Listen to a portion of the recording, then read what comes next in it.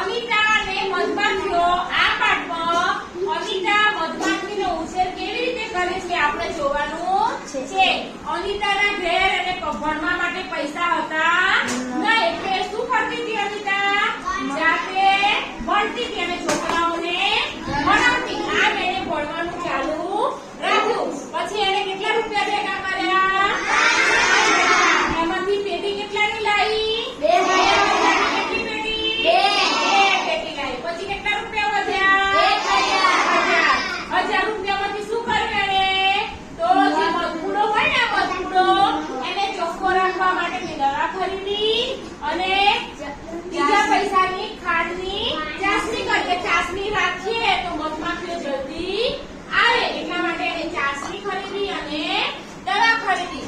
પછી એ મધમાખીઓને ઉછેરવાનું એને સપ્ટેમ્બર મહિનામાં ચાલુ કર્યું. મધમાખીઓ ઓક્ટોબર થી ડિસેમ્બર માસમાં મધમાખી ઈંડા આપે એટલે એને વિચાર્યું કે હવે ઓક્ટોબર ડિસેમ્બર માસમાં તો મારી જોડે ઘણી બધી મધમાખીઓ થઈ જશે.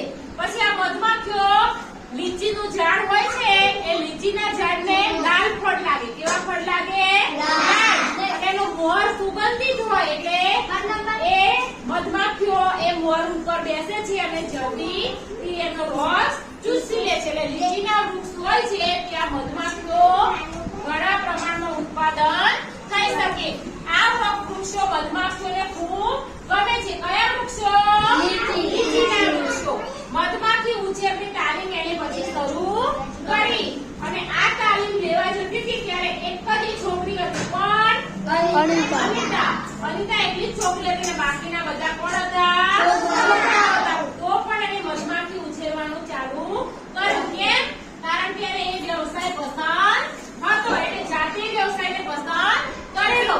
હવે આ મધપૂડાને ઇંગ્લિશમાં શું કહેવાય? પછી મધમાખી ઉછેરે જે મધમાખીનો ઉછેર કરે એ માણસને શું કહેવાય? બીકીપર. શું કહેવાય? બીકીપર. પછી જે મધમાખી ડંખ મારે ને એને શું કહેવાય? સ્ટીંગ. શું કહેવાય? સ્ટીંગ. અને મધમાખી કરડે પછી આપણને પીડા થાય એને શું કહેવાય? શું કહેવાય? કહેવાય. આ મધમાખી ઉછેર કરતી હતી ત્યારે અનિતાને ઘણી વખત મધમાખીઓ હાથે મોઢા પર અને આંખ પર કરડી જતી અને મધમાખી કરડે ત્યારે શું થાય છે?